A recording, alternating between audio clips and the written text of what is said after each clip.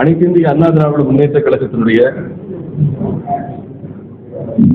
அபகரிப்பு பொதுச் செயலாளர் திரு எடப்பாடி அவர்கள் சமீபத்தில் தென் மாவட்டத்திற்கு விஜயம் செய்து அதனைத் தொடர்ந்து டெல்டா மாவட்டங்களுக்கு சென்று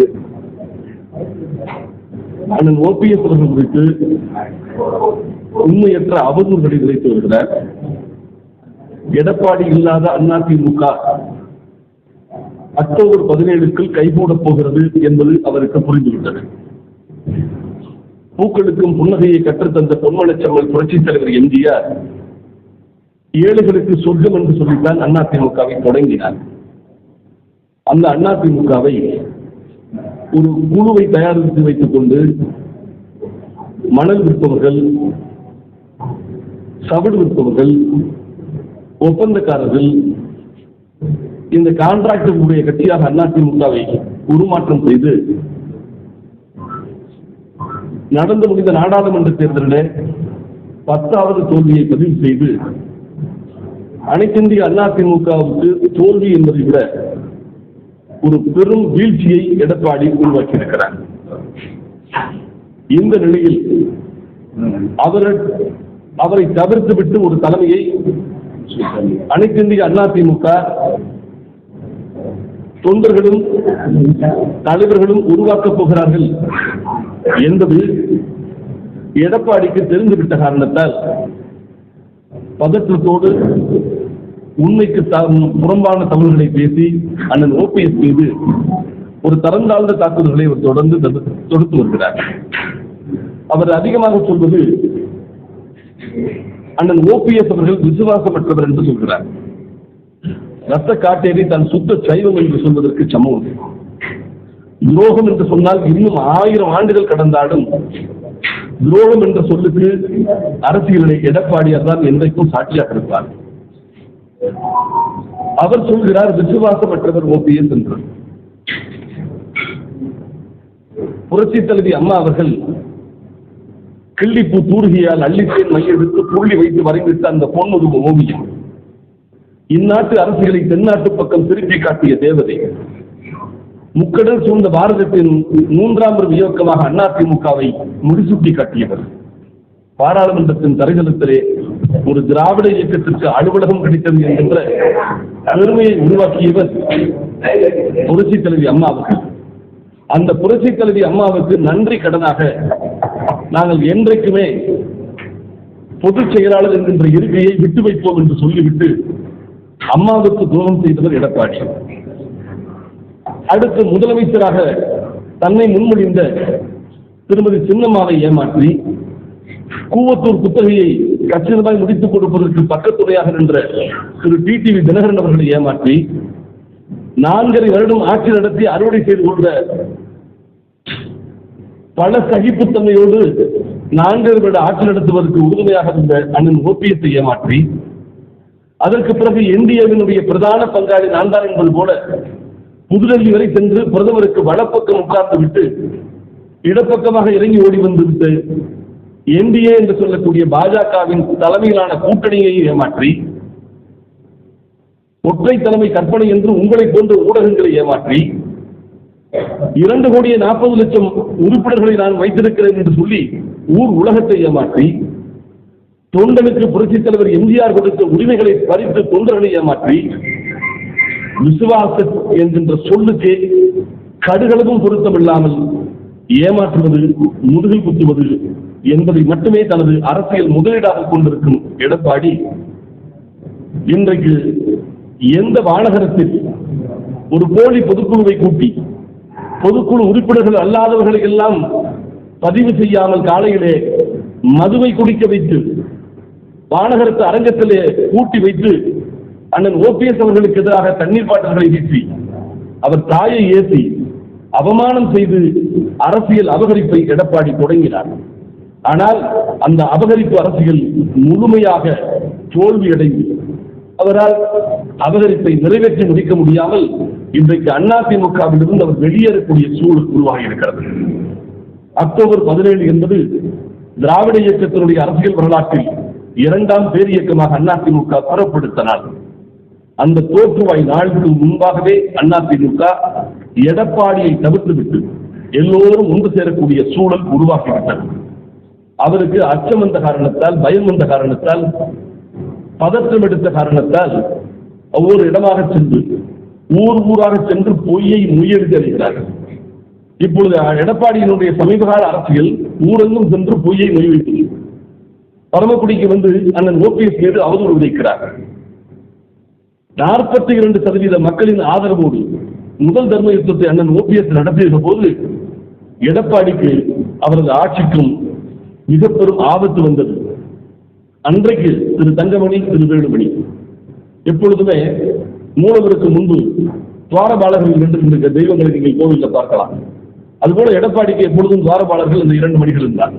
இந்த 2 மணிகளும் அன்னைக்கு அண்ணன் ஓபிஎஸ் அவர்களுடைய மகள் வீட்டுக்கு வந்து கையை பிடித்து அம்மா அமைத்து கொடுத்த ஆட்சி என்ன, அந்த ஆட்சி கவிழலாமா, நீங்கள் தயவு கூர்ந்து தர்மயுத்தத்தை முடித்துவிட்டு நீங்கள் வந்து சேருங்கள் அண்ணா, எங்களை நீங்கள் ஆசீர்வதிக்க வேண்டும், இந்த ஆட்சி தொடர வேண்டும் என்று கையை பிடித்து கெஞ்சி எடப்பாடியினுடைய தூதுவராக தங்கள் ஆட்சியை காப்பாற்றிக் கொள்வதற்கு அண்ணன் ஓபிஎஸ்ஸிடம் நாடியவர்கள் அவர்கள்.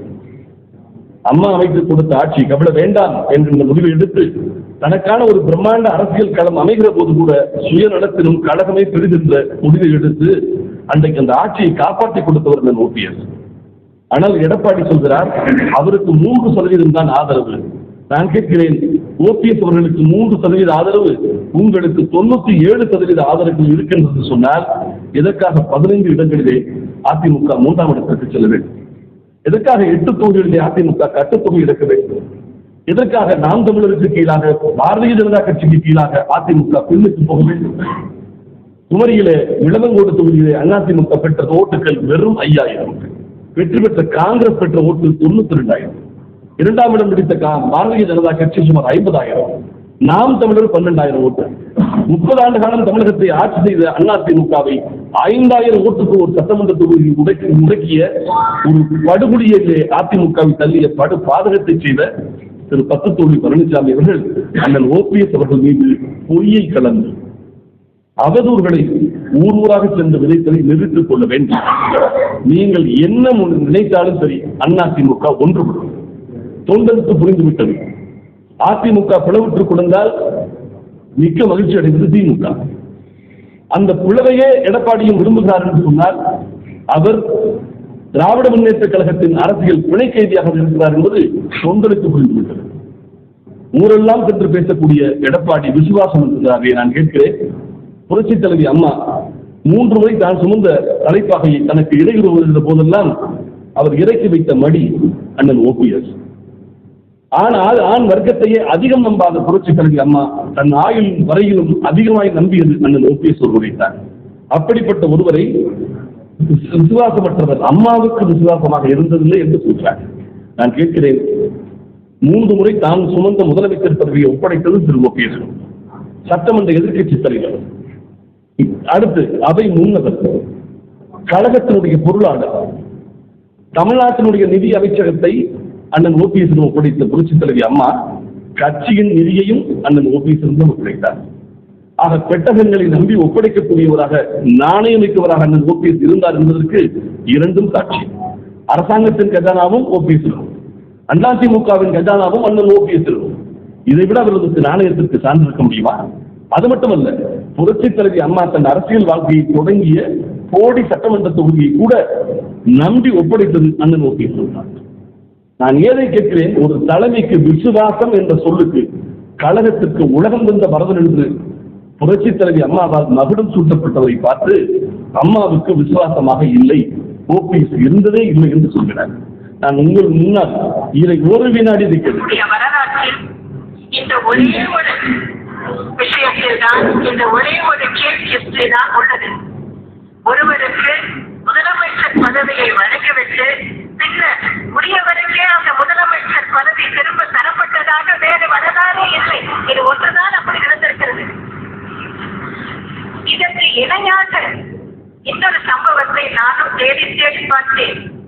ராமாயணத்தில் தான் சொல்ல முடியும். ராமர் வனவாசம் சென்ற போது அந்த அரியாசனையில் அவரால் அமர முடியவில்லை. அப்போது ராஜ்யம் பரதனிடம் கொடுக்கப்பட்டது. அந்த பரதன்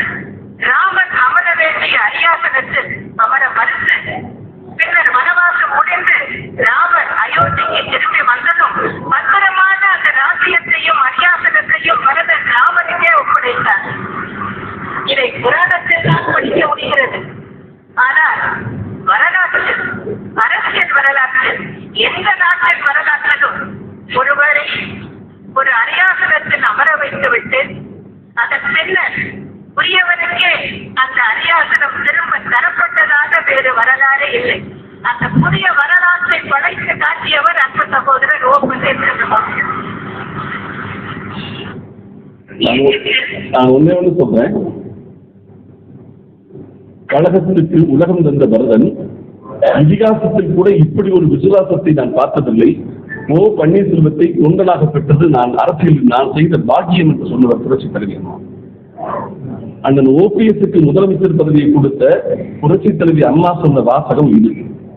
நான் விசுவாசத்தின் உச்சம் என்று சொல்லக்கூடிய எடப்பாடிக்கு முதலமைச்சர் பதவியை கொடுத்த திருமதி சின்னம்மா அவர்களை இது போல 2 வாசகம் நிகழ்ச்சியோடு மகிழ்ச்சியோடு எடப்பாடி குறித்து பேசுவார்கள். துரோகம் என்ற சொல்லுக்கு இலக்கணமாக இருக்கக்கூடிய எடப்பாடி அண்ணன் ஓபிஎஸ் மீது சொல்லக்கூடிய பொய்யான நீ நல்லதோ கெட்டதோ நீங்கள் முதலமைச்சர் இருக்கையில் அமர்ந்திருப்பீங்க. அதிமுகவின் பொதுச் செயலாளர் என்று அங்கீகாரப்படாத, தொண்டர்களால் ஏற்கப்படாத, தொண்டர்களால் நிராகரிக்கப்பட்ட பொதுக்குழு உறுப்பினர்களை வைத்துக் கொண்டு ஒரு அபகரிப்பு அரசியலை செய்திருக்கும் எடப்பாடி அண்ணன் ஓபிஎஸ் குறித்து பொய்யான, நான் சொல்வது அரசியலை குற்றம் சுமத்துவது இயற்கைதான், ஆனால் தவறான உண்மைக்கு மாறான செய்திகளை சொல்வது நியாயம் அல்ல. இன்றைக்கு அதிமுக தொண்டர்கள் தெளிவாக வந்திருக்கிறார்கள். 1 தோல்வி, 2 தோல்வி, 3 தோல்வி, 4 தோல்வி என்று இப்பொழுது 10 தோல்வியை கடந்திருக்கிறார். வரலாற்றில் கஜினிக்கும் எங்கள் பழனிக்கும் தான் இப்பொழுது போட்டி. 17 தோல்வி பழனியா, 10 தோல்வி பழனிசாமியா, 17 தோல்வி கஜினியா, 10 தோல்வி பழனியா என்கின்ற நிலையில் தான் இப்பொழுது அரசியல் போய்க் கொண்டிருக்கிறது. கஜினி உங்களோட 18வது வெற்றியை பெற்றுவிட்டார். ஆனால் பழனிக்கு 18 இல்லை, இன்னும் 100 வாய்ப்புகளை கொடுத்தாலும் தமிழ்நாட்டு அரசியலை வெற்றிக்கு வாய்ப்பு கிடையாது. அதனால இன்னொன்னு கஜினிய போர்களை புறக்கணித்து கிடையாது. இன்றைக்கு தோல்வியை தவிர்ப்பதற்கு தேர்தலை புறக்கணிக்கக்கூடிய யுத்தியைத்தான் எடப்பாடி கையில் எடுத்திருக்கிறார். அதிமுகவை பேரழிவுக்கு தள்ளி இருக்கும் எடப்பாடி அவதூறு பிரச்சாரங்களை நிறுத்த வேண்டும். அடுத்து அம்மாவின் புகைப்படத்தை சட்டப்பையில் வைத்துக் கொண்டு நான் தான் விசுவாசி என்று சொல்லக்கூடிய எடப்பாடியிடம் நாங்கள் கேட்க விரும்புவோம், ஏன் நீங்கள் கொடநாடு என்கின்ற சொல்லை பயன்படுத்த பயப்படுறீங்க? சட்டமன்றத்தில் கொடநாடு குறித்து ஏன் நீங்கள் பேசவில்லை? எதிர்க்கட்சி தலைவராக எதற்காக நீங்கள் கொடநாடு என்ற வார்த்தையை கேட்பதற்கே அச்சப்படுகிறீர்கள்? சம்பவம் நடந்தது உங்கள் ஆட்சியில். நீங்கள் முதலமைச்சராக காவல்துறையை கையில் வைத்திருந்த காலத்தில் நீங்கள் முதலமைச்சராக வந்தது பிப்ரவரி மாதம். கொடநாட்டிலே சம்பவம் நடந்தது ஏப்ரல் 24. நீங்கள் முதலமைச்சர் இருக்கையிலே உட்கார்ந்த 40 நாட்களிலே இந்த சம்பவம் நடக்கிறது. அதைத் தொடர்ந்து 5-6 மர்ம மரணங்கள். யார் யாருக்கோ நிதி உதவிகளை அறிவித்த திரு எடப்பாடி கொடநாடு தொண்டர்கள் வணங்கக்கூடிய அந்த கோவிலாக வணங்கும் கொடநாடை காத்து கிடந்த ஓம்பகத்தில் இருந்த காவலாளியின் குடும்பத்திற்கு ஏன் நிதி உதவி செய்யவில்லை? ஏன் இரங்கல் கூட தெரிவிக்கவில்லை? மின்சாரத்தை துண்டித்தது யார்? காவல்துறை பாதுகாப்பை கொடநாட்டிலிருந்து விலக்கிக் கொண்டது யார்? 26 சிசிடிவி கேமராக்களையும் அமர்த்த சொன்னது யார்? அந்த அமர்த்தியவரையினுடைய மூச்சை அமர்த்தியது யார்? அந்த தம்பி இறந்துட்டார். இத்தனை கொடூரம் நடந்ததற்கு பிறகு அம்மாவை தெய்வம் என்று சொல்லக்கூடிய எடப்பாடி கொடநாடு என்கின்ற சொல்லை உச்சரிப்பதற்கு ஏன் உங்களுக்கு உடல் வருகிறது? நாங்கள் ஆர்ப்பாட்டம் நடத்துகிறோம், நீ எதிர்கட்சி தலைவர். நாங்கள் கொடநாடு விவகாரத்திலே குற்றவாளிகளை விரைந்து தண்டிக்க வேண்டும் என்று நாங்கள் ஆர்ப்பாட்டம் நடத்துகிறோம். ஆனால் எடப்பாடி எதிர்கட்சி தலைவராக இருந்து கொண்டு இன்று வரை ஒரு வார்த்தை கூட கொடநாடு என்கின்ற சொல்லை பயன்படுத்துவதற்கு தயங்குவது ஏன்? நீங்கள் தான் துரோகம் செய்கிறீர்கள். உண்மையாகவே அம்மாவை தெய்வம் என்று நீங்கள் நினைத்திருந்தால் சட்டமன்றத்தில் முதலமைச்சருடைய சென்று பிடித்து உலுக்கியிருக்க வேண்டாமா? 90 நாட்களிலே கொடநாடு வழக்கை முடிப்போம் என்று சொன்னவர் அன்றைக்கு எதிர்க்கட்சி தலைவர், இன்றைய முதலமைச்சர். ஆனால் 3 வருடங்கள் கடந்து விட்டது. முதலிலே கொடநாடு சம்பவத்தை நீலகிரி மாவட்ட காவல்துறை விசாரிக்கும் என்று சொன்னார்கள். அதற்கு பிறகு நீலகிரி மாவட்ட காவல்துறையிலிருந்து சிறப்பு புலனாய்வு பிரிவு அதற்கு மாற்றுகிறோம் என்று சொன்னார்கள். அதற்கு பிறகு அங்கிருந்து சிபிசிஐடிக்கு மாற்றுகிறோம் என்று சொன்னார்கள். இப்பொழுது இன்டர்போலுக்கு பார்த்துள்ளோம் என்று சொல்கிறார்கள். இன்டர்போல் விசாரிக்கும் என்று விசாரணை மாடங்களை மாற்றி மாற்றி மாற்றி கொடநாடு காவல்துறை கொலை கொள்ளை வழக்கை மக்கி போகிற காரியத்தை ஆளும் திமுக செய்கிறது. எடப்பாடியை பாதுகாப்பதற்கன்றி வேறு என்ன காரணம் இருக்க முடியும்? அந்த சம்பவத்தை அரங்கேற்றியது நிகழ்த்தியது எடப்பாடிதான் என்று தேர்தல் பிரச்சாரங்களிலே திமுக பேசியது. இன்றைய முதலமைச்சர் பேசினார். ஆனால் இப்பொழுது கொடநாடு என்ற சொல்லை எடப்பாடி பேச மறுக்கிறார். அப்படி எடப்பாடி ஏதாவது பேசினால் உடனே முதலமைச்சர் கொடநாடு என்று பேசுகிறார். உடனே எடப்பாடி அமைதியாகி விடுகிறார். ஆக எடப்பாடியை பேசா நடந்தையாக்கி சட்டமன்றத்திற்கு ஊமையாக்குவதற்கு ஒரு யுக்தியாகவே கொடநாடு என்கின்ற விவகாரத்தை ஆளும் திமுக கையாளுகிறது என்கின்ற சந்தேகம் மக்களுக்கு வந்திருக்கிறது. கொடநாடு விவகாரத்தை இதே பத்திரிகையாளர் மன்றத்தில் இதே இடத்துல நான் விமர்சித்தேன். உடனே என்ன கூட்டு 5 மணி நேரம் விசாரிச்சாங்க. ஆனால் அந்த கொடநாடு சம்பவத்தில் ஈடுபட்ட குற்றவாளிகளே சில ஒப்புதல் வாக்குமூலங்களை சொல்கிறார்கள். இவர் சொல்லித்தான் செய்தோம் என்று சொல்கிறார்கள். ஆனால் திராவிட முன்னேற்ற கழக அரசு கொடநாடு விவகாரத்தை கிடப்பில் போட்டு அதனை கோமாவில் கிடைத்திருக்கிறது. கொடநாடு விவகாரத்தை எடப்பாடி பேச மறுக்கிறார். அதனால் வெகு விரைவில் கொடநாடு வழக்கை 7 வருடம் ஆயிற்று. ஒரு முன்னாள் முதலமைச்சருடைய இல்லம் சந்தன வீரப்பன் ஆனாலும் சங்கராச்சாரியார் ஆனாலும் வீரமணி ஆனாலும் வெங்கடேச பண்ணையார் ஆனாலும் சட்டம் அனைவருக்கும் ஒன்று சொல்லி ஒன்று என்று சொன்னவர் புரட்சித் தலைவி அம்மா அவர்கள். சட்டம் ஒழுங்கு என்பதை என்றைக்குமே சமரசம் செய்து கொள்ளாத முதலமைச்சராக இருந்தார். அவர் வசித்த வீட்டுக்குள்ளேயே அவர் மறைந்து சில காலம் 6 மாதம் யாரோ கூலிப்படைகளை உள்ளே அனுப்பி காவல் காத்தவர்களை கொலை செய்து அதில் தொடர்ச்சியாக பல மர்ம மரணங்களை அரங்கேற்றி இத்தனை அக்கிரமங்கள் செய்ததற்கு பிறகும் எதிர்க்கட்சி தலைவரும் ஆளுங்கட்சி முதலமைச்சரும் கொடநாடு விவகாரத்தை காலம் நடத்துவதும் மௌனமாக இருப்பதும் பல சந்தேகங்களை உருவாக்குகிறது. எனவே இன்னொன்று, அன்றைக்கு காவல்துறையை கையில் வைத்திருந்தவர் எடப்பாடி. அந்த விவகாரத்தில் பல காவல்துறை அதிகாரிகளே அந்த வழக்கை நீர்த்து போக செய்வதற்கு வேலை செய்தார்கள் என்ற குற்றச்சாட்டு பரவலாக இருக்கிறது. எனவே காவல்துறையை கையில் வைத்திருந்த முதலமைச்சர் காவல்துறைக்கும் இதில் பங்கு இருக்கு என்கின்ற குற்றச்சாட்டு, கேரளாவிலிருந்து குற்றவாளிகள் வந்தார்கள் என்கின்ற தகவல்கள், இவையெல்லாம் வைத்து பார்க்கிற போது மாநில அரசாங்கத்தால் இந்த வழக்கு விசாரிக்கப்பட்டால் இது நிச்சயமாக உண்மை வெளிப்படாது. ஒருபோதும் கொடநாடு வழக்கு கோமாவில் இருந்து விழிக்காது. எனவே இந்த வழக்கை சிபிஐக்கு கொண்டு செல்ல வேண்டும் என்கின்ற முடிவை நாங்கள் எடுத்திருக்கிறோம். நாங்கள் அதற்கான முயற்சிகளை மேற்கொள்வோம். விசாரிக்கப்பட்டவர்கள் என்ற அடிப்படையிலே நானும் ஒரு சாட்சியாக இருந்தேன். எனவே நானும் கூட எங்கள் கழக ஒருங்கிணைப்பாளர் அண்ணன் ஓபிஎஸ் அவர்களுடைய ஒப்புதலை பெற்று கொடநாடு வழக்கை சிபிஐக்கு கொண்டு செல்வதற்கான முயற்சியை, சிபிஐ விசாரிக்க வேண்டும் என்கின்ற முயற்சியையும் அதற்கான நடவடிக்கைகளையும் நாங்கள் மேற்கொள்வோம் என்பதை இந்த ஊடக சந்திப்பின் மூலம் தெரிவித்துக் கொள்ள ஆசைப்படுகிறேன். அதற்கு பிறகு நடந்து முடிந்த தேர்தல்களில் அதிமுக பெற்றிருப்பது தோல்வி அல்ல, அது வீழ்ச்சி. தோல்விக்கும் வீழ்ச்சிக்கும் சம்பந்தம் உண்டு. இது வேறு. அவர் ஒரு வீழ்ச்சியை தோல்வி என்று சித்தரிக்க பார்க்கிறார். 1% கூடுதலாக வாக்குகளை பெற்றிருக்கிறோம் என்று ஒரு போலி கணக்கு காட்டுகிறார். எப்படி 2,40,00,000 தொண்டர்கள் என்று சொல்லி 84 லட்சம் பேர் தான் ஓட்டே போட்டலாம். அப்ப அதுல பொதுமக்களை கழித்து விட்டு பார்த்தா தொண்டர்கள் எவ்வளவு பேர் இருப்பாங்க? 2,43,00,000 தொண்டர்கள் எங்களிடம் இருக்கிறார்கள் என்று சொல்லி எடப்பாடி தரப்பு வாங்கி இருக்கிற ஓட்டுகள் 84 லட்சம் ஓட்டு தான். 10வது தோல்வியை பதிவு செய்தார்கள். தொடர்ந்து தோல்வி. இன்னும் சொல்ல போனால் 81 சட்டமன்ற தொகுதிகளிலே பாரதிய ஜனதா கட்சி அதிமுகவை முந்தி 2ஆம் இடத்திற்கு சென்றார்கள். உதாரணத்துக்கு சொல்ல வேண்டும் என்று சொன்னால், தலைநகர் சென்னையில் டிநகர் தொகுதி 150 ஓட்டுகளிலே டிநகர் சட்டமன்ற உறுப்பினராகும் வாய்ப்பை திரு டி சத்யா இழந்தார். ஒரு 150 ஓட்டு அதிமுக தோற்று. ஆனால் இந்த தேர்தலில் பார்த்தீங்கன்னா அதிமுக பெற்றிருக்கும் ஓட்டுகள் வெறும் 17,000 ஓட்டு தான். அனைத்திந்திய அண்ணா திராவிட முன்னேற்ற கழகத்தை ஒரு சாதி வன்மத்தோடு முன்னெடுத்து தென் மாவட்டங்களின் தயவு இல்லாமல், குறிப்பாக தேவர் சமூகத்தை தனிமைப்படுத்தி அதிமுகவை முன்னெடுக்க எடப்பாடி திட்டமிட்டார். அந்த சாதிய வன்மத்தை தென்தகுதி மக்கள் மட்டுமல்ல, ஒட்டுமொத்த மக்களும் மூக்கெடுத்து விட்டிருக்கிறார்கள். அதிமுக சாதிக்கு அப்பாற்பட்ட இயக்கம் என்பதை இந்த தேர்தல் முடிவுகளிலே தென் மாவட்டங்கள் மட்டுமல்ல, கொங்கு சீமையிலிருந்து சென்னையை உள்ளடக்கிய தொண்டை மண்டலமும் திருச்சியில தோல்வி, ராமநாதபுரத்தில் டெபாசிட் போச்சு, மதுரையில 3ஆம் இடம், கன்னியாகுமரியில் கட்டுத்தொகை இழந்து விட்டது. நெல்லையில் 8% ஓட்டுகள் மட்டுமே பெற்றிருக்கக்கூடிய பரிதாப தோல்வி. தேனி தொகுதி என்பது அனைத்திந்திய அதிமுகவுக்கு 2 முதலமைச்சர்களை முன்மொழிந்த தொகுதி. இன்னும் சொல்ல போனால் 3 முதலமைச்சர்கள், புரட்சி தலைவர், புரட்சி தலைவி அம்மா, அதற்கு பிறகு அண்ணன் OPS. 3 முதலமைச்சர்கள் வெற்றி பெற்ற தொகுதி. அண்ணன் OPS ராமநாதபுரத்திற்கு சென்று விட்டார். அங்கே தேனியிலே அதிமுக கட்டுத்தொகை இழந்திருக்கிறார். டெபாசிட் போச்சு. அதை விட ரொம்ப கேவலமான ஒண்ணு, ஆண்டிப்பட்டி தொகுதியில பூத் எண் 309 அதிமுகவுக்கு விழுந்த ஓட்டு 1.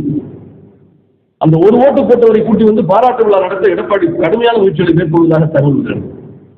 இப்படிப்பட்ட அவல நிலைக்கு அதிமுகவை தள்ளி இருக்கும் எடப்பாடி இன்றைக்கு அபகரிப்பு தன்னை கைவிட்டு அதிமுக போக போகிறது. எல்லோரும் ஒன்று சேர்ந்து அதிமுகவை வெற்றி பாதைக்கு திருப்ப போகிறார்கள். அதனை தக்க வைக்க வேண்டும் என்பதற்காக கடைசி நேர யுத்தியை கையாளுகிறார். அவரிடம் இருக்கக்கூடிய யுத்தி என்பது புத்தி குறைவு, யுக்தி அதிகமாக, அது குயுக்தியாக இருக்கிறது. அவர் என்ன செய்கிறார்? அவரிடம் இருக்கக்கூடிய ஒரே ஆயுதம் கரன்சி.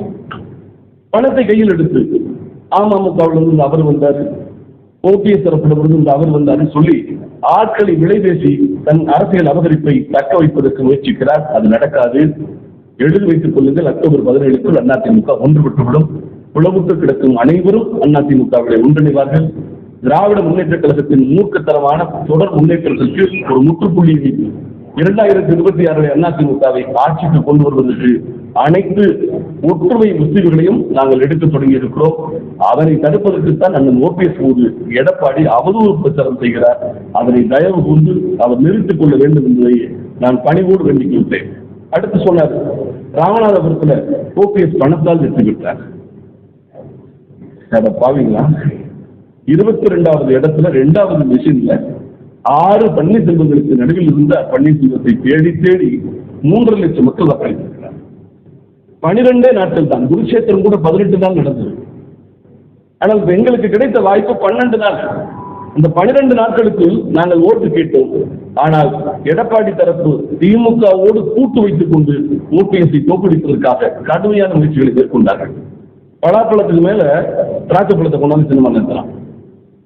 பன்னீர்செல்வத்துக்கு பன்னீர்செல்வம் என்ற பேரில் 6 பேரை கொண்டாந்து போட்டு வைக்கலாம்.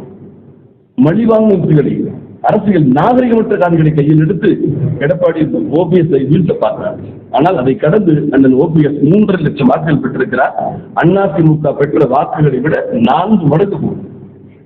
ராமநாதபுரத்திலே அதிமுக கட்டுத்தொகை, தேனியிலே கட்டுத்தொகை இருந்தது, திருநெல்வேலியிலே கட்டுத்தொகை இருந்தது, மதுரையிலே 3ஆம் இடம்.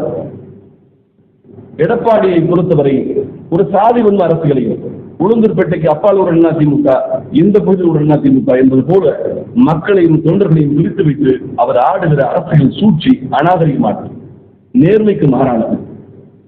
வன்முறை, ஊழல், துரோகம், வஞ்சகம், சூழ்ச்சி இவற்றின் வடிவம் தான் எடப்பாடி. இன்னும் 1000 வருடங்கள் ஆனாலும் சரி, அரசியல் உலகத்தில் துரோகம் என்று சொன்னால் அதற்கு எடப்பாடி மட்டுமே சாட்சியாக வந்திருக்கிறார். நம் சந்ததிகள் சொல்லும், எப்படி எட்டப்பனும் கோயபிள்ஸும் பேசப்படுகிறார்களோ அதுபோல அரசியலிலே வஞ்சகம், சூழ்ச்சி, துரோகம் என்று சொன்னால் அதற்கு எடப்பாடியின் முகம்தான் முன்வந்திருக்கும் என்பதுதான் உண்மை. எனவே திரு எடப்பாடி அவர்களிடம் நாங்கள் வேண்டுவது, ஒற்றுமைக்கு இடையூறாக இருக்காதீர்கள், ஒற்றுமையை தடுக்காதே, திமுகவுக்கு ஒத்துழைப்பு கொடுக்காதே. அதிமுக பிளவுற்றுக் கொடுத்தால் திமுகவுக்கு ஆதாயம். ஆக அதிமுகவை தொடர்ந்து பிளவு நிலையில் வைத்திருப்பதுதான் என் நோக்கம் என்று சொன்னால், எடப்பாடி அதிமுகவுக்கு பொதுச் செயலாளரா, திமுகவுக்கு பொதுச் செயலாளரா? திமுகவின் குலசாமியே எடப்பாடி பழனிசாமி தான். திராவிட முன்னேற்ற கழகம் தேர்தல் அறிக்கை நம்பவில்லை. திராவிட முன்னேற்ற கழகம் தான் ஆட்சி நடத்தும் ஆட்சியை நம்பவில்லை. திராவிட முன்னேற்ற கழகம் 1000 ரூபாய் கொடுக்குறது அதோட நம்பல. திராவிட முன்னேற்ற கழகம் நம்புகிற ஒரே நம்பிக்கை எடப்பாடி பழனிசாமி தான். எடப்பாடி மட்டும் அதிமுகவை பிளவு நிலையில் வைத்திருந்தால் போதும் ஐயா, நாங்கள் அடுத்து உதயநிதிக்கு பட்டாபிஷேகம் நடத்தலாம், அதற்கு பிறகு இன்பநிதிக்கு கூட பட்டாபிஷேகம் நடத்தலாம். திராவிட முன்னேற்ற கழகத்தின் தொடர் வெற்றிக்கு எடப்பாடி உதவி செய்வார். எடப்பாடி நீண்ட ஆயுளோடு இதே போல அதிமுகவை பிளவு நிலையிலேயே வைத்திருக்க வேண்டும் என்பதுதான் திமுகவினுடைய பிரார்த்தனையாக இருக்கிறது. 40 தொகுதிகள் தேர்தல் முடிஞ்ச உடனே எழுதி வச்சுங்க, அண்ணாவின் நினைவில்லத்திற்கு சென்று, கலைஞரின் நினைவில்லத்திற்கு சென்று திராவிட முன்னேற்ற கழகம் நன்றி சொல்லி வணங்கியதை விட திமுகவினர் 40 வேட்பாளர்களும் எடப்பாடி போட்டோவை வச்சு நன்றி சொல்லி வணங்கியதுதான் அதிகம். உளப்பூர்வமாக எடப்பாடிக்கு அவர்கள் நன்றி சொன்னார்கள். நான் இதை சொல்வதற்கு காரணம், பிளவு நிலையிலிருந்து அதிமுகவை மீட்க வேண்டும் என்று சொன்னால் இடையூறாக இருக்கும் எடப்பாடியை தவிர்த்து விட்டுத்தான் அது சாத்தியமாகும் என்பதால் தொண்டர்களும் தலைவர்களும் இந்த இயக்கத்திற்காக உதரம் செஞ்சியவர்கள், உழைப்பை தந்தவர்கள் அத்தனை பேரும் ஒன்றாகும் சூழல் உருவாகி இருக்கிறது. அனைத்து இந்திய அண்ணா திமுகவின் பொன்விழா காலம் 50 வருஷம் முடிஞ்சு போச்சு. ஒரு பொன்விழா கொண்டாட்டம் என்று சொன்னால் ஒரு கட்சி 50 வருஷம் நிலைச்சு நின்று அதுல 31 வருஷம் ஆளுங்கட்சியா இருந்திருக்குன்னு சொன்னா இது இந்திய அரசியலில் ஒரு பெரிய சாதனை. அந்த சாதனைகளை எல்லாம், அந்த சரித்திரத்தை எல்லாம் மக்கள் மத்தியில், தொண்டர் மத்தியில் சொல்லி அதிமுக இந்த சமூகத்திற்கு செய்த சேவைகள், சமூக நீதிக்கு சட்ட அங்கீகாரத்தை 69% இடஒதுக்கீட்டை பெற்றுக் கொடுத்த இயக்கம் அதிமுக, மரத்தடி வகுப்புகளை எல்லாம் மடிக்கணி வகுப்புகளாக மாற்றிய இயக்கம் அதிமுக, நடந்து போகும் பிள்ளை பள்ளிக்கூடம் சென்று சேர்வதற்குள் அசந்து போய் விடுவான என்று தூரம் கடப்பதற்கு சைக்கிள் கொடுத்த இயக்கம் அதிமுக, உடுத்துவதற்கு உடுப்பு கொடுத்த இயக்கம், காலுக்கு செருப்பு கொடுத்த இயக்கம், மார்க்கை தவிர மற்றதெல்லாம் கொடுத்து கல்வி புரட்சிக்கு வித்திட்ட இயக்கம் அதிமுக, இடஒதுக்கீட்டிலே சரித்திரம் படைத்த இயக்கம் அதிமுக, பொறியியல் கல்லூரிகள் என்று இன்னைக்கு வீட்டுக்கு வீடு 4 என்ஜினியர் இருக்கான். ஒரு காலத்தில் ஒரு மாவட்டத்துக்கு ஒரு என்ஜினியர் இருக்கும், அந்த ஊருக்கு பேரு அது என்ஜினியர் ஊருன்னு சொல்லுவாங்க. அப்படி பொறியியல் கல்லூரிகள், சுயநிதி பொறியியல் கல்லூரிகள் இப்பொழுது வந்து இத்தனை பட்டதாரிகள் இன்றைக்கு உலகமெங்கும் போய் கொடிநாட்டுகிறார்கள் என்று சொன்னால் அதற்கு வித்திட்டது புரட்சித் தலைவருடைய நல்லாட்சி. அவர்தான் சுயநிதி பொறியியல் கல்லூரிகளை கொண்டு வந்தார். ஆக கல்வி செலுத்த மாநிலமாக இன்னைக்கு மருத்துவத்தினுடைய தலைநகராக தமிழகம் இருக்கிறது, குறிப்பாக சென்னை இருக்கிறது. இதற்கு வித்திட்டது புரட்சித் தலைவி அம்மாவின் ஆட்சி. கடைக்கோடி மக்களுக்கும் ஒரு உயர் ரக சிகிச்சையை தர வேண்டும் என்பதற்காக அரசு மருத்துவமனைகள் எல்லாம் ஒரு காலத்தில் எமனோட ஏஜென்ட்டுக்கு பயந்தான். அப்படிப்பட்ட அரசு மருத்துவமனைகளை எல்லாம் தரம் உயர்த்தி தனியார் மருத்துவமனைக்கு நிகராக மருத்துவ சிகிச்சையை தமிழகத்திலே கொண்டு வந்தது புரட்சித் தலைவி அம்மாவின் ஆட்சி. அதுபோல பெண்கள் அரசியலை கண்டு ஒதுங்கினார்கள். ஆணாதிக்கம் நிறைந்த அரசியலில் பெண்கள் தேனாதிக்கம் நடத்தக்கூடிய சூழலை உருவாக்கியவர் புரட்சித் தலைவி அம்மா. தலைமைச் செயலாளர், உள்துறை செயலாளர், மாநகராட்சி மேயர்கள், சட்டமன்ற உறுப்பினர்கள், அமைச்சர்கள், இந்த இடத்தெல்லாம் முன்னம் சொல்ல போனால் கணிகையருக்கு காக்கி சட்டை மாட்டிவிட்டது புரட்சித் தலைவி அம்மா. பெண் கமாண்டர் படை அமைத்தது புரட்சித் தலைவி அம்மா. ஆக சமூக நீதி, கல்வி, மேம்பாடு, வளர்ச்சி அத்தனையிலும் சாதனை உடைத்த அதிமுக தனது 50வது பொன்விழாவை கொண்டாடி உழைத்தவர்களுக்கு பொற்களி கொடுத்து உதிரம் சென்றவர்களை பாராட்டி இந்த இயக்கத்துக்கு உயிர் கொடுத்த குடும்பங்களை எல்லாம் கூப்பிட்டு மனதார அவர்களை உதவி செய்து இவற்றை எல்லாம் நடத்துவதற்கு மாறாக 50வது பொன்விழா காலத்துல கட்சியை உடைத்து இருவாக்கில் ஒருவர் தேர்வு என்று அமைதியாக தேர்தல் நடத்த தேர்தல் ஆணையத்திடம் அங்கீகாரத்தை எல்லாம் பெற்றதற்கு பிறகு கல்யாணம் முடிஞ்ச அடுத்த நாளே எவனாவது டைவர்ஸ் நோட்டீஸ் அனுப்பணும், டைவர்ஸ் நோட்டீஸ் அனுப்பணும்னு திட்டத்தை வச்சுக்கிட்டு எவனா கல்யாணம் பண்ணுவானா? அபாலிஷ் பண்ற போற தேர்தல் செல்லாது என்று சொல்வதற்கான திட்டத்தை வகுத்துக் கொண்டு தேர்தல் செல்லாது அப்படின்னு திட்டத்தை ஏற்கனவே எழுதி வச்சுக்கிட்டு தேர்தல் நடத்துறது. ஒரு ஒட்டு 27 ஒற்றை தலைமை கற்பனைன்னு சொல்றது. அதை விட முக்கியமான விஷயம், நான் ஒன்றை பகிர்ந்து கொள்ள ஆசைப்படுகிறேன் சகோதரர்களே. வானகரத்தில் நடந்த பொதுக்குழு, அந்த பொதுக்குழுவில் 23 தீர்மானங்கள் செல்லாது செல்லாது என்று சொன்னார்கள் அல்லவா? அந்த 23 தீர்மானங்களையும் 24 மணி நேரம் உட்கார்ந்து எழுதி முடிச்சிருந்தாங்க. என்னை எழுத சொல்லிவிட்டு ரத்து செய்வதற்கு திட்டத்தை வகுத்து விட்டு தீர்மானத்தை எழுத சொன்னவரிடத்தில் தேர்தலை செல்லாது என்று சொல்வதற்கு முன்பு திட்டத்தை வகுத்துக் கொண்டு தேர்தல் நடத்தியவர் எடப்பாடியை நம்பி ஒரு வீட்டில் போய் அன்னத்தில் கை வைப்பது கூட அச்சப்படுவேன். அப்படிப்பட்ட ஒரு நயவஞ்சகத்தின் உருவம் மக்கள். தலைமை கழகத்தில் உட்கார்ந்து நான் தாங்க 23 தீர்மானம் எழுதுறேன். அந்த தீர்மானத்தில் புரட்சித் தலைவி அம்மாவுக்கு பாரத ரத்னா விருது கொடுக்க வேண்டும் என்கின்ற தீர்மானமும் அடக்கம். எழுத சொன்ன தீர்மானம் எழுத சொல்லிட்டு காலையில கலவரம் பண்ணுவதற்கும் இந்த தீர்மானத்தை ரத்து செய்வதற்கும் திட்டம் தீட்டியவர். அதுபோல கட்சிகளை உட்கட்சி தேர்தலை நடத்துவதாக நடத்திவிட்டு இந்த தேர்தல் செல்லாது என்று சொல்வதற்கு ஒரு ஆட்களை தேர்வு செய்திருக்கிறார். ஆக இப்படிப்பட்ட எடப்பாடி உத்தமர் போல பேசுவதை நிறுத்திக் கொள்ள வேண்டும். நீங்கள் நயவஞ்சகத்தின் உருவம், துரோகத்தின் வடிவம். உங்களை போல இப்போ சொல்ற நன்றியை உணர்ச்சி என்பது அவருக்கு எப்பொழுதுமே கிடையாது. 4 வருஷம் நீ முதலமைச்சராக இருந்த அறுவடை செய்ததற்கு யார் காரணம்? OPS. 4 வருஷம் நீங்க ஆட்சி எடுக்கிறதுக்கு ஒத்துழைப்பு கொடுத்தது யார் காரணம்? பாரதிய ஜனதா கட்சி ஆட்சி. நீங்க தானே சொன்னீங்க 11 மருத்துவக் கல்லூரிகளுக்கு அங்கீகாரம் கொடுத்தார்கள். 125 வருட பொன்னை நதி தாவா என்று சொல்லக்கூடிய காவேரி உரிமையை எங்களுக்கு கையில கொண்டு வந்து கொடுத்தது பாஜக ஆட்சி. ஜல்லிக்கட்டு உரிமையை மீட்டுக் கொடுத்தது. கொள்ளையற்று கோடஞ்சுவானை மறுமையிலும் புல்லாலே ஆயவர்கள் என்ற கலித்தொகையும் சிறப்பு காவியமும் சீர்தூக்கி பாடிய அந்த ஜல்லிக்கட்டு உரிமை 9 வருஷம் வாடிவாசெல்லாம் பூட்டி கிடந்தது. காலமாண்ட பிடிச்சிட்டு ரோட்ல போனவே கைது பண்ணலாம். அந்த ஜல்லிக்கட்டு உரிமையை மீட்டு கொடுத்தது பாஜக ஆட்சி, அண்ணன் ஓபிஎஸ். இத்தனை நன்மைகளை செய்த பாஜகவுக்கு என்ன செஞ்சார் எடப்பாடி? என்டிஏ கூட்டணியில் இருப்பதாக சொல்லிக்கொண்டு நம்ப வைத்து பிரதமருக்கு பக்கத்தில் போய் உட்கார்ந்து வலப்புறத்தில் போய் உட்கார்ந்தாச்சு. இதை கொச்சையாக சொல்ல வேண்டும் என்று சொன்னால், வரதட்சணையை வாங்கிக் கொண்டு பாஜகவிடம் வரதட்சணையை வாங்கிக் கொண்டு தாலி கட்டாமல் தப்பி ஓடி வந்த குற்றவாளி எடப்பாடி. இவர் ஏமாற்றாத இடமே இல்லை, நயவஞ்சகம் புரியாத இடங்களே கிடையாது. இத்தனையும் செய்துவிட்டு அண்ணன் ஓபிஎஸ்ஐ சொல்கிறார். ஓபிஎஸ்ஐ போல ஒரு உத்தமமான அரசியல்வாதிகளை பார்க்க முடியாது. அவர் தடித்த வார்த்தை கொண்டு யாரையும் தாக்க மாட்டார். இந்த இயக்கமே உலகமென வாழக்கூடியது. அப்படிப்பட்ட நல்ல மனிதரை எடப்பாடி இது போல பழி போடுவதை நிறுத்திக் கொள்ள வேண்டும். அடுத்து விக்கிரவாண்டி தொகுதி தேர்தல் 10 தோல்வி பழனிசாமி தான் அவருக்கு பிடித்திருக்கிறது. 11 என்பது உச்சரிப்பு சிரமமா இருக்கும் நினைச்ச காரணத்தால் 11 வேண்டாம் 10 நிறுத்துக்கொண்டு தற்காலிகமாக ஒரு இடைவெளி கொடுத்திருக்கிறார். ஒன்று தோற்கிறார், இல்லைன்னா தோல்வியை தவிர்ப்பதற்கு தேர்தலை பிறப்பிக்கிறார். எடப்பாடியை பொறுத்தவரை எந்த தேர்தலும் வெற்றி பெற்ற வரலாறு அவருக்கு கிடையாது. அவரது வரலாறு என்று சொன்னால் தொடர் தோல்வி, நயவஞ்சகம், துரோகம். சரி, நீங்க தேர்தலை புறக்கணிச்சீங்க, தெரியுது. அங்கே அதிமுகவினர் இருக்காங்கல்ல, நீங்க என்ன சொல்லணும்? ஆளும் திராவிட முன்னேற்ற கழகத்துக்கு எதிராக வாக்களிங்கள் என்றெல்லாம் நீங்க சொல்லணும். நான் தேர்தலை புறக்கணிக்கிறதுக்கு காரணமேங்க திமுகவின் வன்முறை, திமுக பணம் கொடுப்போம், திமுக அதை பண்ணும், திமுக இதை பண்ணும். இப்போ ஈரோட்டில் போட்டிட்டுலாம் சரி, திமுகவினுடைய அட்ராசிட்டிக்காகத்தான் அந்த தேர்தலே போட்டியிடலைன்னு சொன்னால் நீங்க போட்டியிடாம இருக்கலாம். ஆனால் யாருக்கு வாக்களிக்கணும், யாருக்கு வாக்களிக்க கூடாதுன்னு சொல்லலாம்ல. இன்னாருக்கு வாக்களிக்கணும் என்று சொல்வதில் நீங்க தயாரிக்க வேண்டாம், ஏன்னா நீங்க புறக்கணிச்சீங்க. ஆளும் திராவிட முன்னேற்ற கழகத்துக்கு வாக்களிக்காதீர்கள் என்றெல்லாம் அறிக்கை கொடுக்கணுமா இல்லையா? ஏன் நீ அதோட சொல்ல மாட்டேன்? அங்கே அதிமுக தொண்டர்கள் இருக்காங்கல்ல. இன்னொன்று, கடந்த சட்டமன்ற தேர்தலில், நாடாளுமன்ற தேர்தலில் விக்கிரவாண்டி தொகுதியில் 65,000 ஓட்டு அதிமுக வாங்கியிருக்கு. இப்ப இந்த 65,000 ஓட்டும் விக்கிரவாண்டி தொகுதியில பதிவாக கூடாது. அப்படி பதிவாச்சுன்னா எடப்பாடியின் உத்தரவுக்கு அதிமுக கட்டுப்படவில்லை என்றுதான் அர்த்தம். அவர் சொல்ல ஏற்கவில்லை என்று அர்த்தம், அவரை நிராகரிக்கிறார் என்று அர்த்தம். 2,40,00,000 உறுப்பினர் இருக்கிறதாக எடப்பாடி சொன்னார். அதிமுக இந்த தேர்தலில் வாங்கியிருக்கும் ஓட்டை 84,00,000 தான். அப்ப உன்னை தொண்டர்களே ஏற்கவில்லை. உன்னோட உறுப்பினரை படிவத்தில் கையெழுத்து போட்டு சேர்ந்தவனே உனக்கு ஓட்டு போட்ட.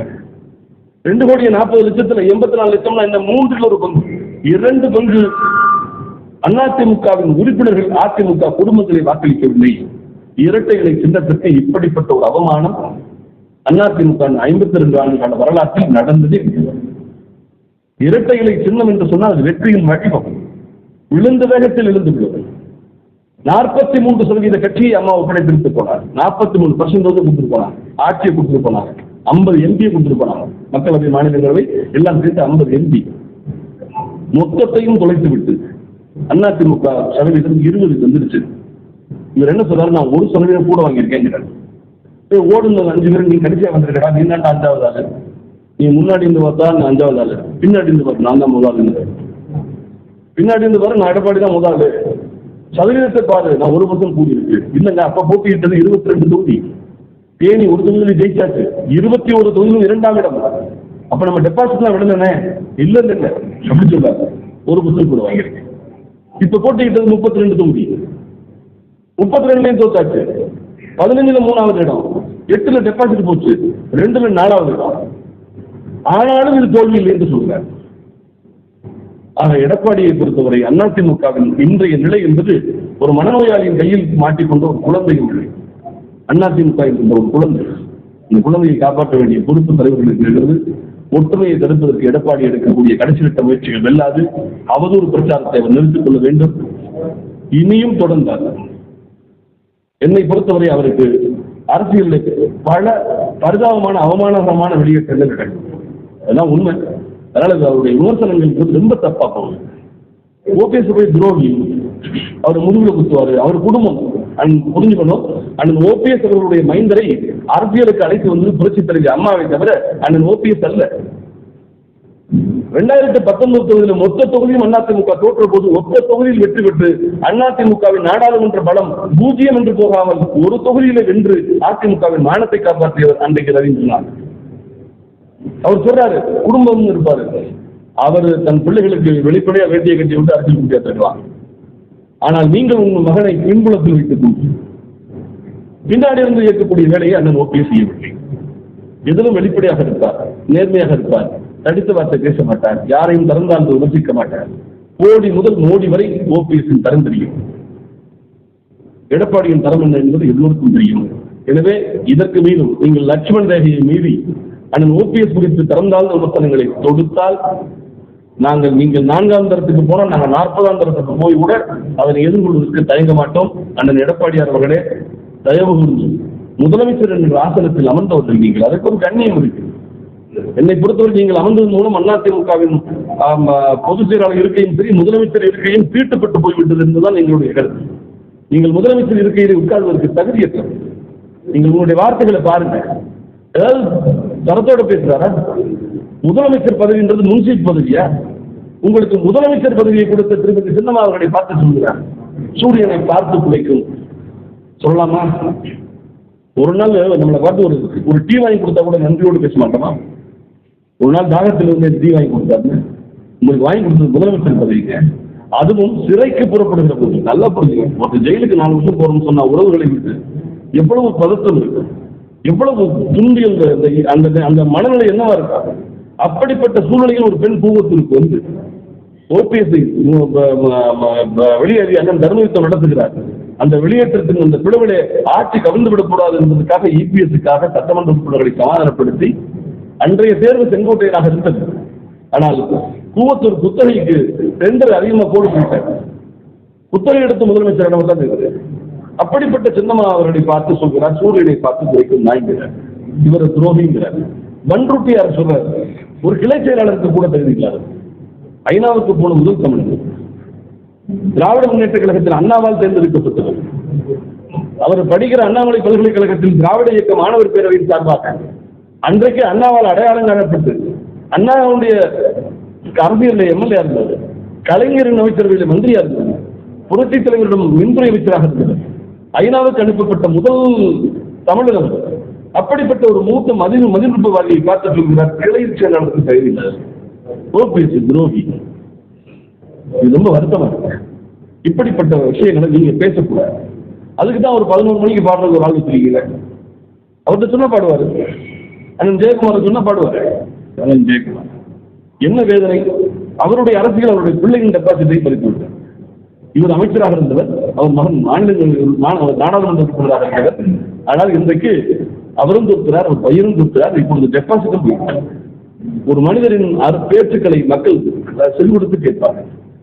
ஆணவம் குறித்த பேச்சு, பிறரை அவமானப்படுத்துகிற பேச்சு, ஒற்றுமைக்கு இடையூறு விளைவிக்கிற பேச்சு, இவற்றையெல்லாம் மக்கள் நிராகரித்து விடுவார்கள். பேசி பேசிய தன்னிலையில் தாங்கிறது. ஆக அந்த எடப்பாடியார் அவர்களுக்கு நாங்கள் வைக்கிற வேடிக்கை, ஒற்றுமைக்கு இடையூறு செய்யாமல் நீங்கள் ஒதுங்கி விடுங்கள்.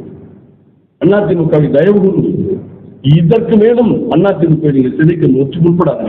அதை விட பாதக்காரியம் ஒன்று இருக்க முடியாது. உங்களுக்கெல்லாம் ஒரு முதலமைச்சர் பதவி இந்த கட்சி கொடுத்துருச்சு, எம்பி கொடுத்துருச்சு, எம்எல்ஏ கொடுத்துருச்சு. ஏன் இப்படி இந்த கட்சியை அழிக்க நினைக்கிறீங்க என்பதான் எங்களுடைய கோரிக்கை. வேற ஏதும் கேள்விகள் இருந்தா கேளு.